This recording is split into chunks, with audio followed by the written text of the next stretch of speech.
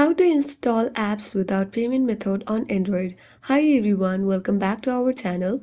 This is Rose and without further ado, let's begin.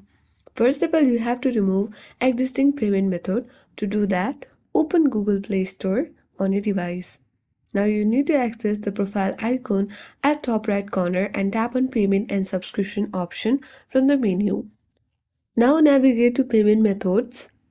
So if you have a payment method saved, you have to select it and tap on remove button. This ensures that no payment method is linked to your account. Now, when you download free apps, Google Play doesn't require any payment information. You can simply search for your app and tap install and enjoy. If the Google Play Store still requires a payment method, you can create a new Google account without linking a payment method. For that, you simply need to exit from Google Play Store and head towards the settings. Now you need to scroll to the bottom of your screen and navigate to Google option. Or instead you can select users and account button and select add account button.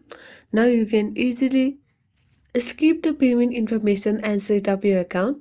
By doing so, you will successfully install application without a payment method on Android. I hope this guide worked, and if you are new to our channel, hit the like button and subscribe. Thank you for watching.